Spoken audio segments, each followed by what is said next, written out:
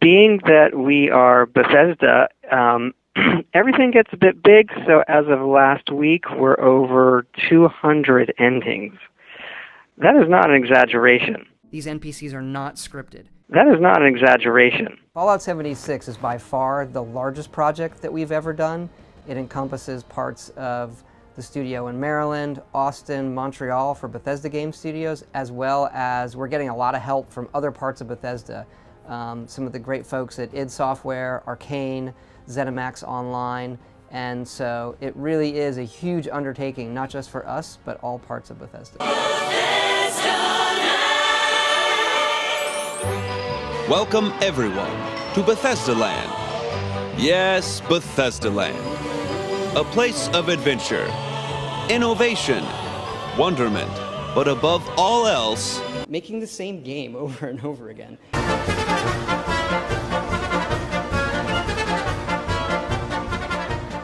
Yes, indeed, we're talking about Fallout 76, everybody. The studio in Maryland, Austin. Austin, you mean your live service division that you set up for this game existing? Montreal for Bethesda Game Studios.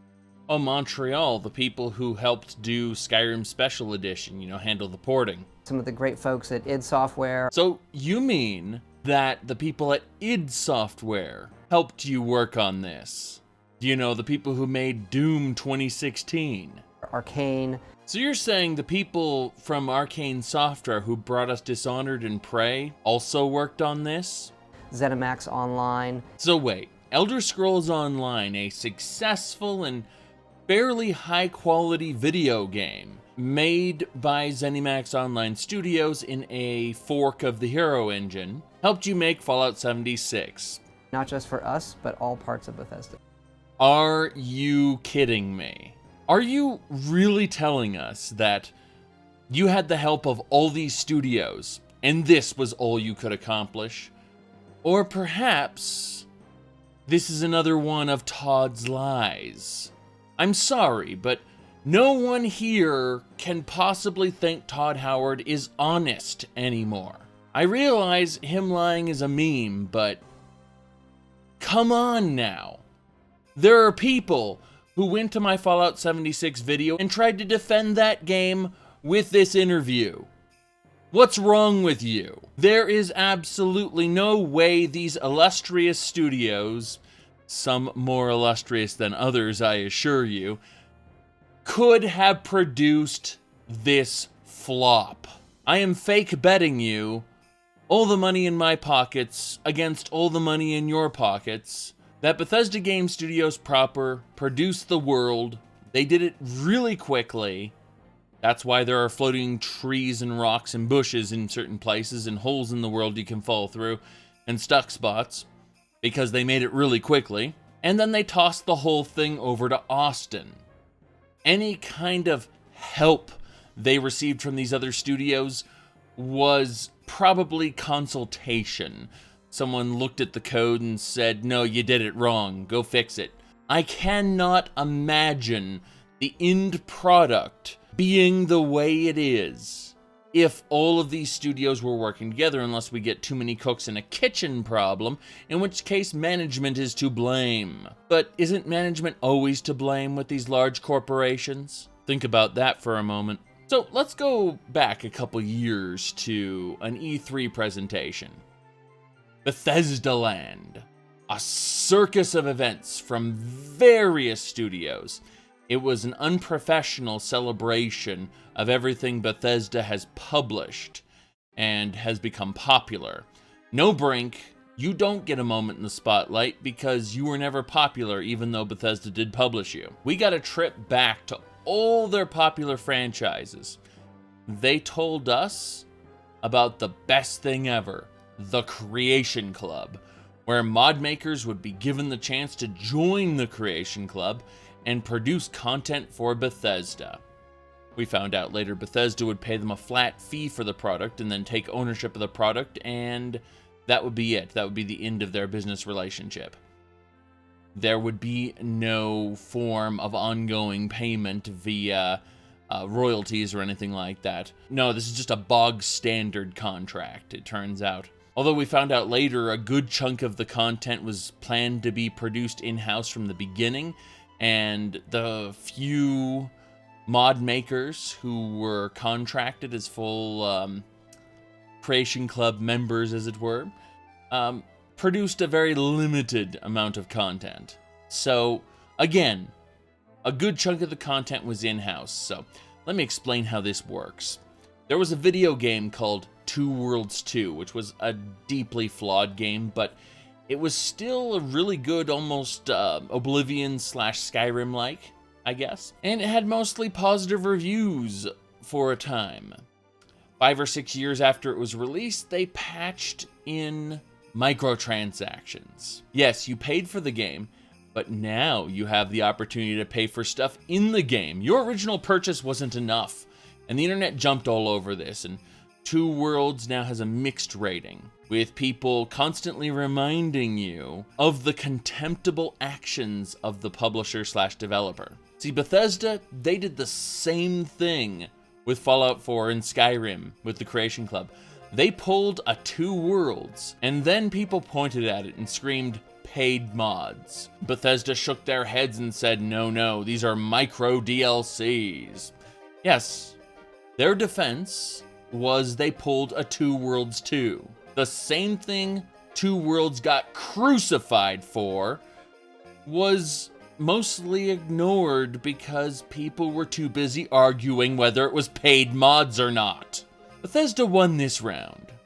I'm told they made a tidy profit off of the PlayStation 4, where modding was restricted to no custom assets.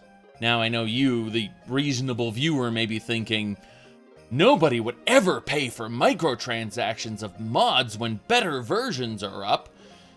And you'd be right for people that had access to those mods, and knew they existed and knew how to install and use them without having a crashy, buggy game, which turns out is not the majority. And sadly, for PlayStation 4, they don't even have the choice. Masses of people eager to get more content into their PS4 versions of Skyrim and Fallout 4, that's the real reason the Creation Club was added. Let's stop calling it the Creation Club, and let's start calling it what it is, the post-launch cash shop. So after the, I'm told, success of the post-launch cash shop in Fallout 4 and Skyrim, we got news of a new Fallout game. This news came in the form of a, once again, extremely unprofessional live stream that I'm sure some people found cute and endearing. But it was actually just a vehicle to promote hype, or, as people in sales will tell you, excitement. Building excitement is key for fostering impulse buys. So let's fast forward to the next E3. Oh boy.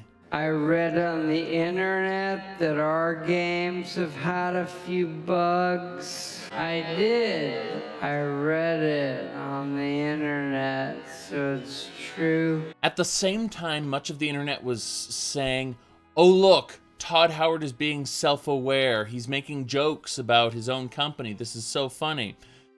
I saw it as something a little different, trying to turn those serious concerns, as their games do have bugs, into a joke. He wasn't being self-aware. He was trivializing facts. Facts that they should be ashamed of as developers. To diffuse the serious problems they had with humor.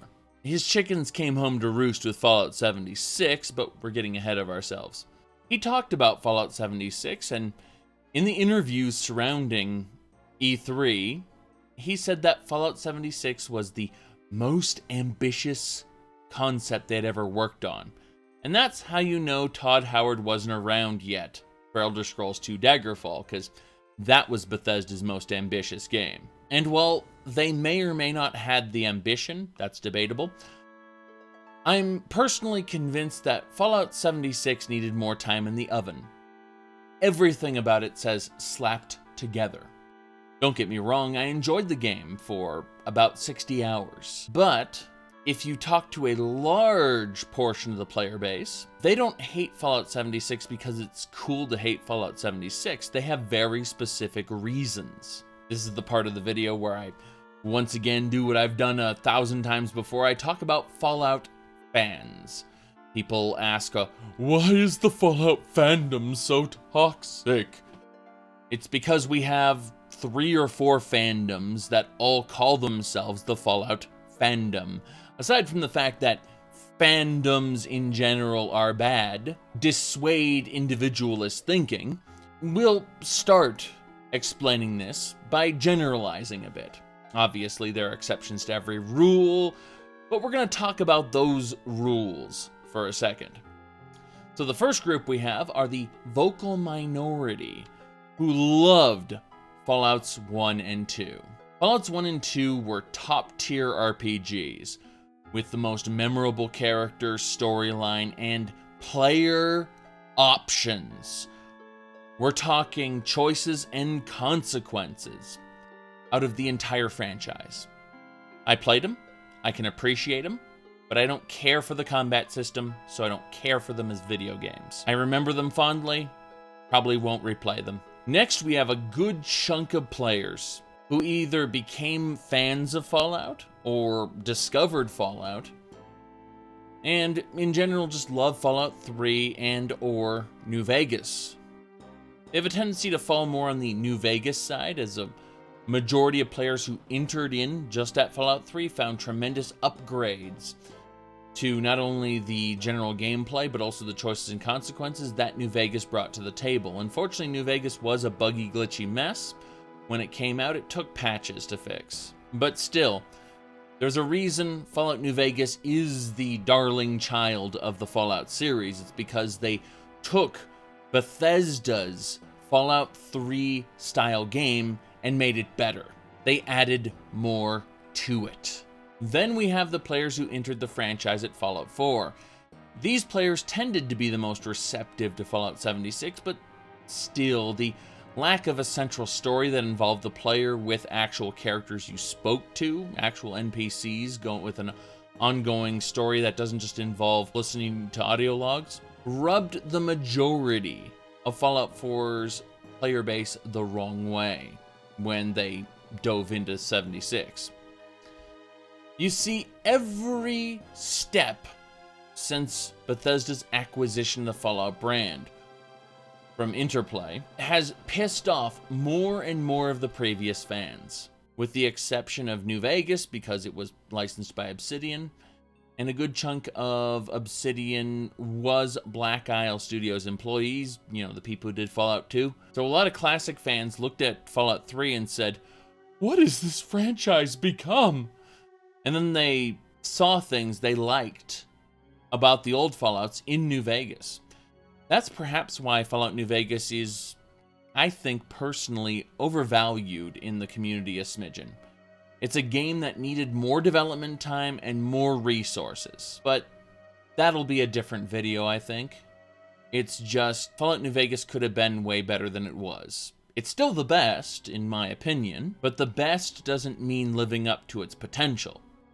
The best just means it's better than the competition. Moving on, Fallout 4 came along and everyone was expecting Bethesda to learn from New Vegas.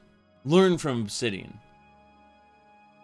Now, it's not that Bethesda learned nothing new. Rather, they didn't put any consideration into learning anything new. You see, Todd Howard and some of the others have admitted that one of the primary things that they're looking to do at Bethesda Game Studios is to find things to cut, things to remove, things to simplify. When players of older games complain that Elder Scrolls games are dumbing down, that's actually what's happening. It is Bethesda's primary design direction to cut things out. An example would be the stat system in the Elder Scrolls. Elder Scrolls 2 has what I believe to be the best stat system in the series. Morrowind, they made some changes, and in my opinion, made the stat system vastly inferior.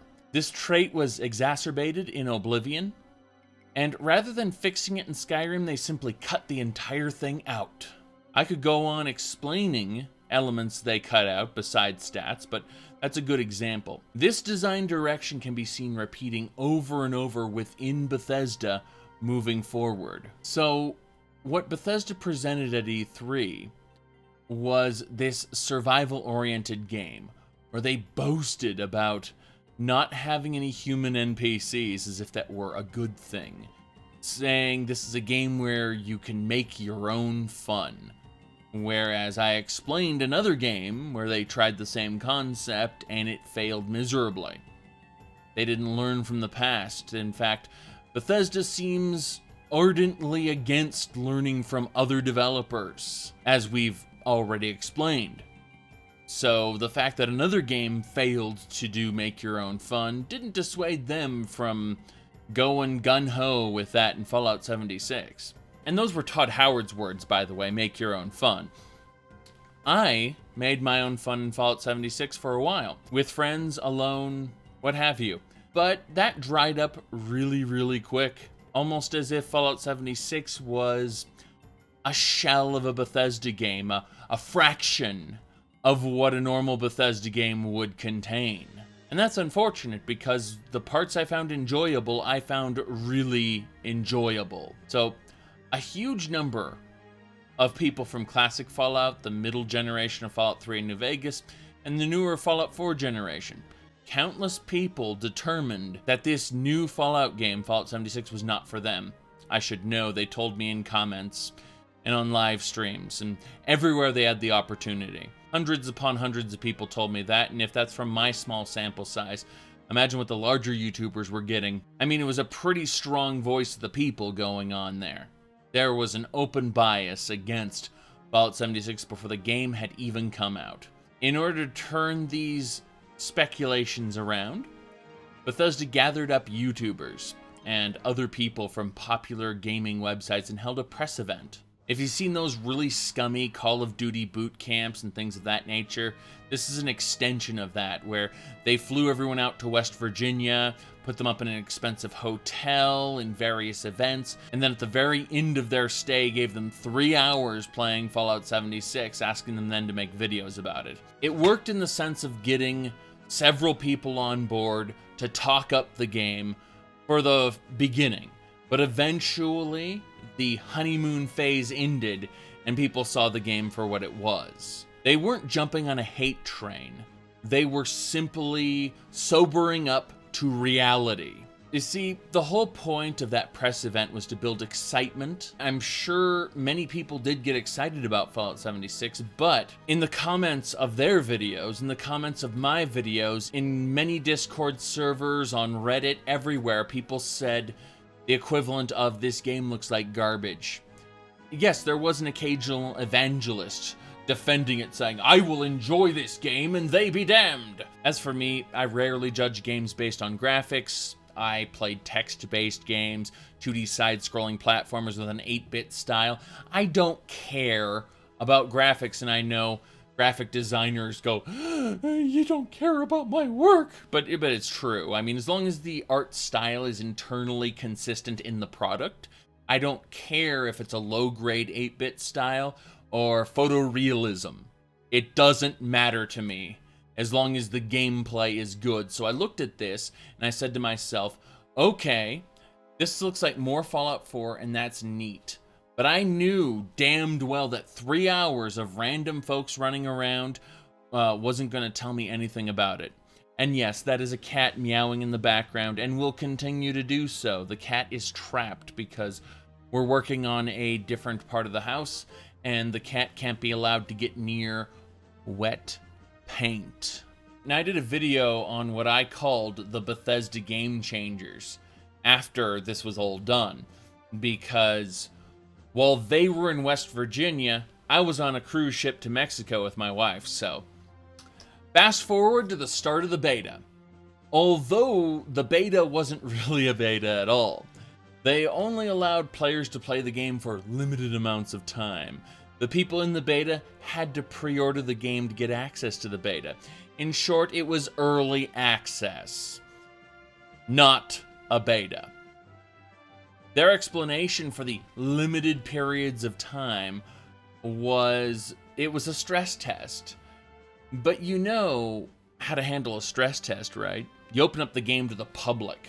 That way you can actually get a real stress test. But that's not what they did, because it wasn't a stress test. Although you couldn't tell from how their servers acted during that time.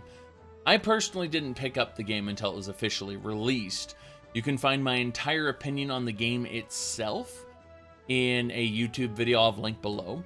But in addition to that, relevant to the video, in my 60 hours of gameplay, I enjoyed an overwhelming majority of it.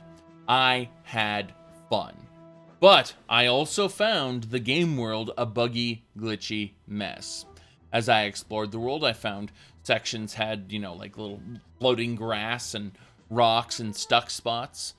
A series of bugs rendered enemies at certain times immortal or invisible or malformed to the point where you're unable to hit their body parts because their head stretches into the ground or something like that.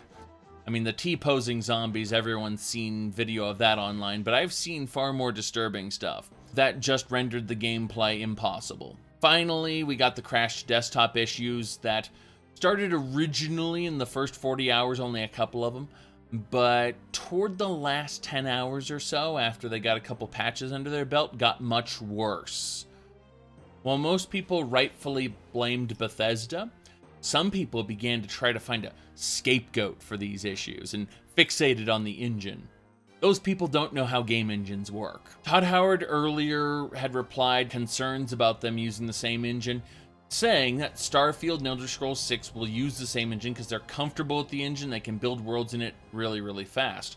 Well, considering how much of that world was broken and had some just really basic mod makers' mistakes in there, it's obvious, in my mind at least, that Fallout 76 was built very, very quickly. While I was experiencing these issues, players were seeking refunds for the game and found out that Bethesda was fairly unwilling to give them out. Leonard French would eventually create a website to help called falloutwithfallout.com, and I'll have that linked below as well, where people can apply for arbitration seeking their refund. I recommend reading the site thoroughly before taking action. While this was going on, people who picked up the $200 Power Armor Edition were feeling burned when it came to the light canvas bags they were supposed to be getting as a part of that Power Armor Edition. No, instead they ended up with a cheap nylon bag. We're talking like the kind you can get for 50 cents at the grocery store. The bag itself wasn't important. What was important was that Bethesda proved their word couldn't be trusted when it came to their products. The bag, not important at all. The principle, really huge idea, okay?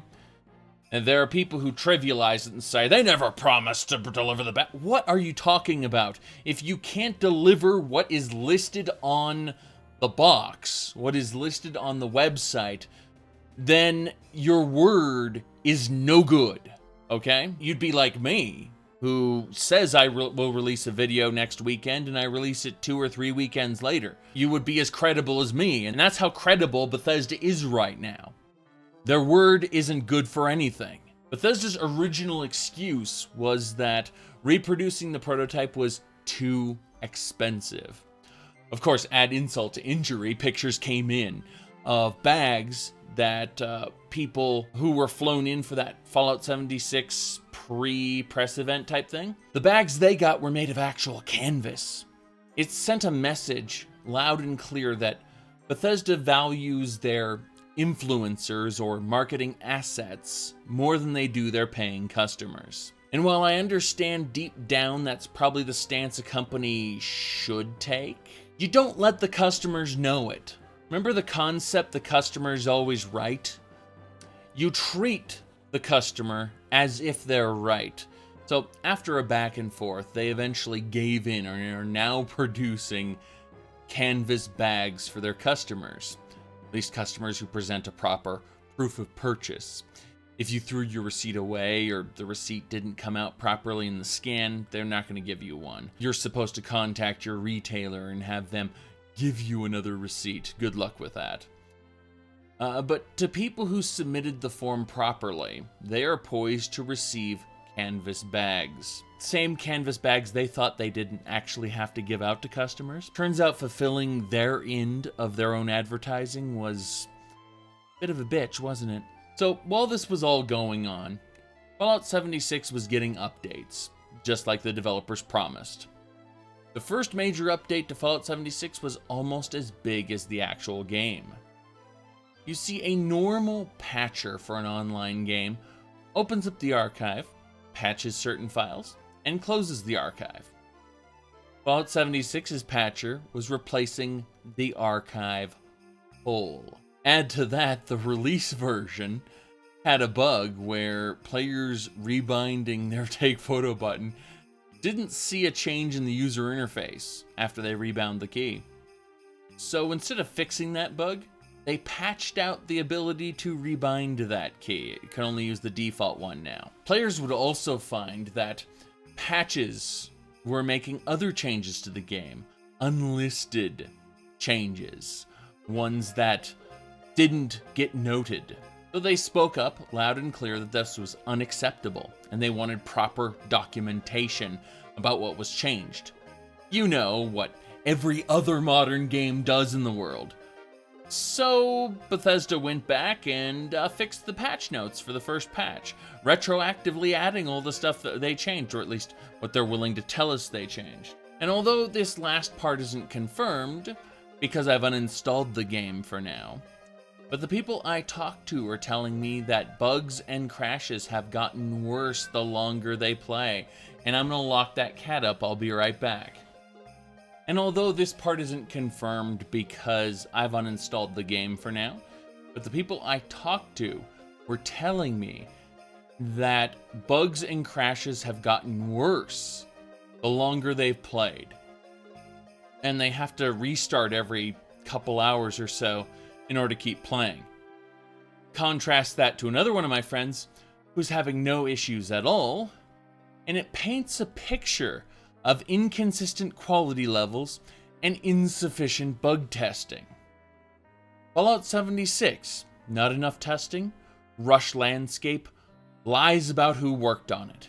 This is just my personal guess, but I think management's to blame.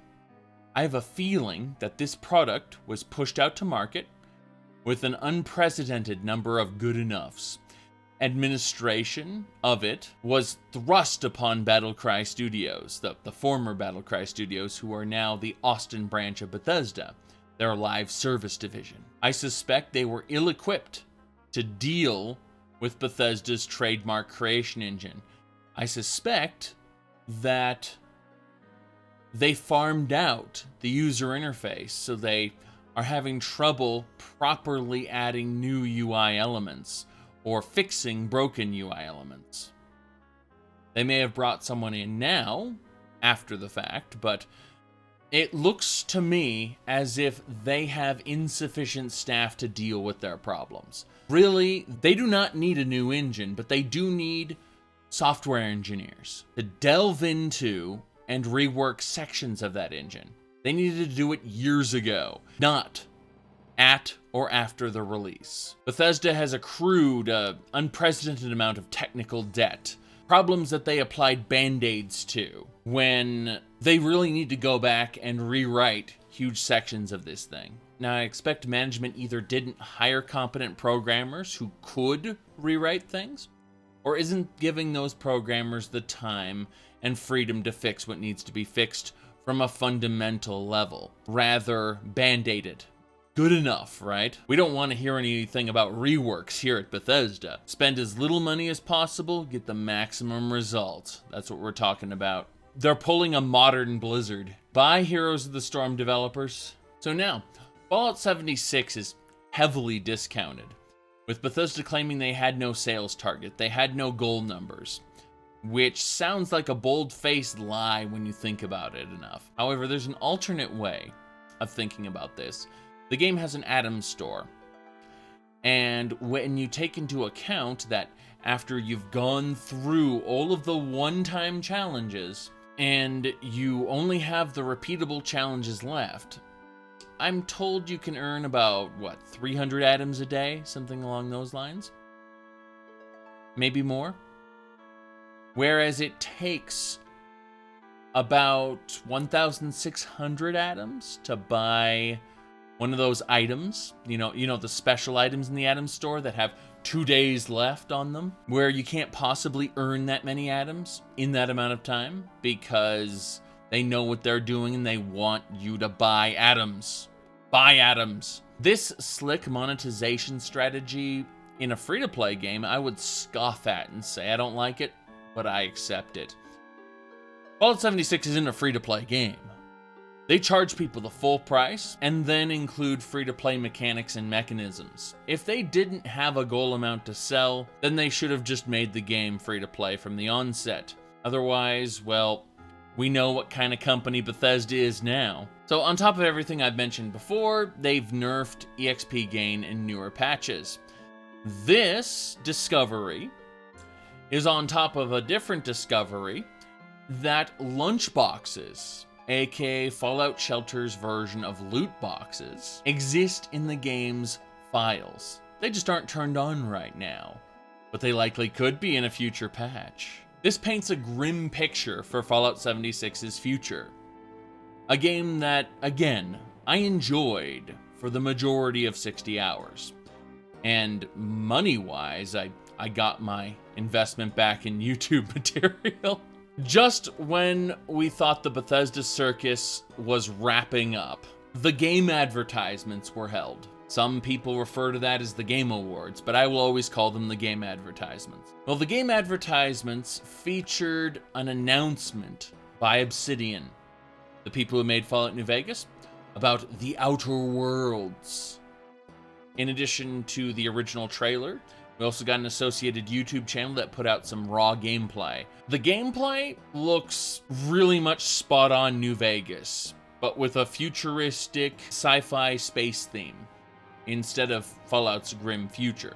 Honestly, it looks like Borderlands meets Fallout in a good way, and I look forward to seeing more. I don't have commentary on it other than it looks interesting. And I hear there's going to be no modding for it.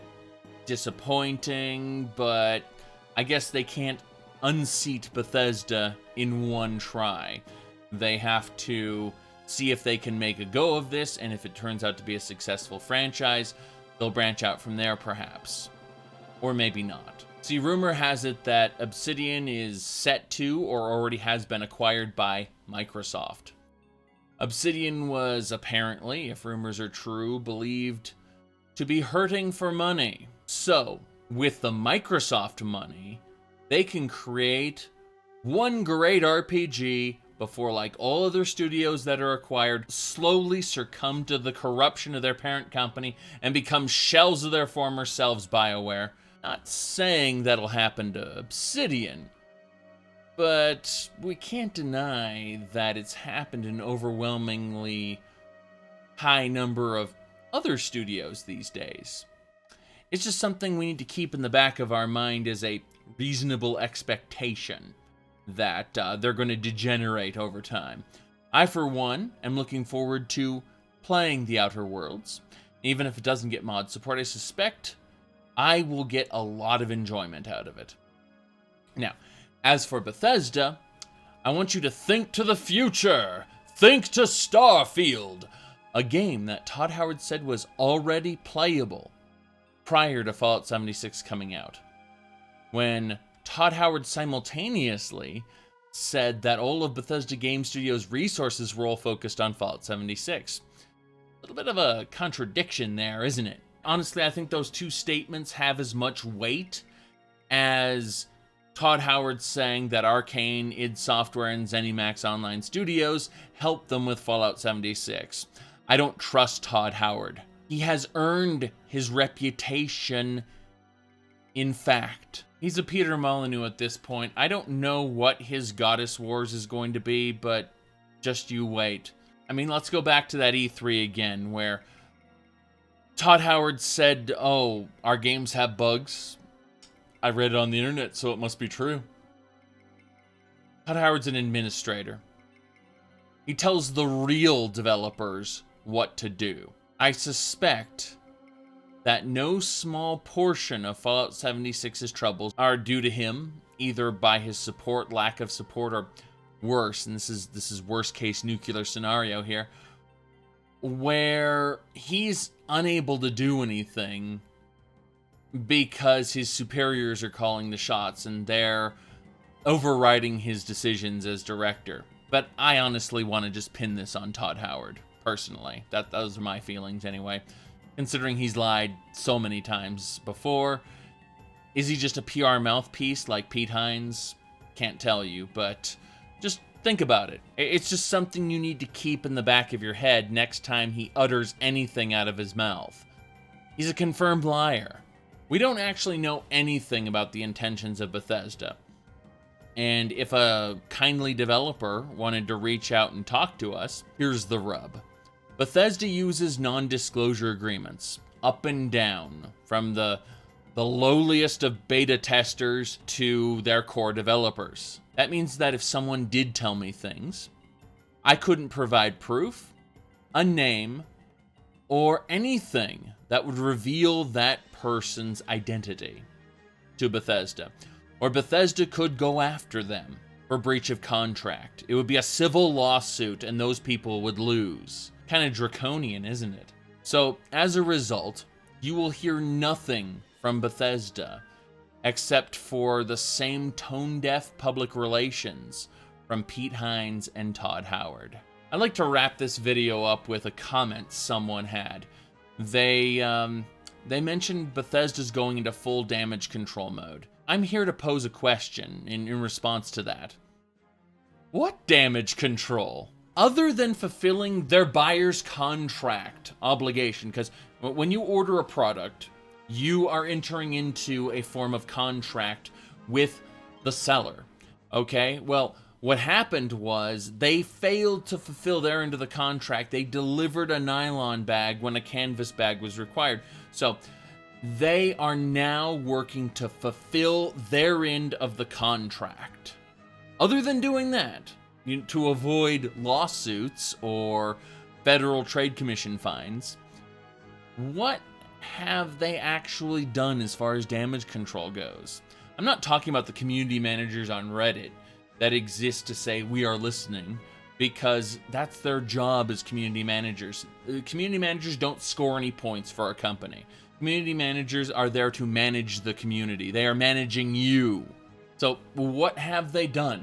What has the company done to earn your trust back? When a company does something wrong, them making that thing right doesn't earn them praise. It should never earn them praise. It should earn them a neutral mark, okay?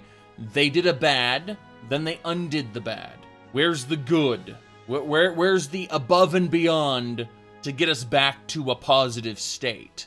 That's what I'm asking. I haven't seen any real damage control. I haven't seen any real goodwill. I've seen cold, hard business from a company that wants your money.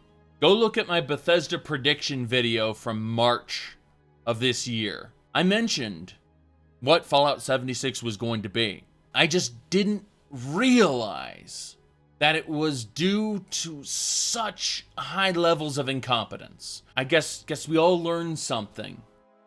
Never prescribe to malice that which can adequately be explained by incompetence. Now that we've cleared that up, look to how they dealt with Fallout 76 as a sign for how Starfield is going to be done.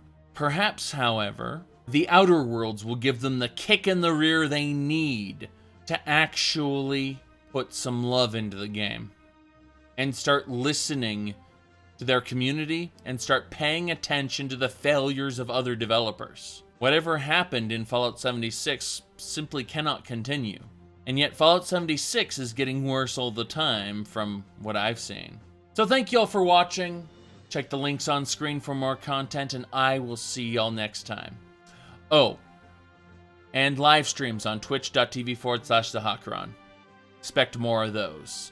See y'all later.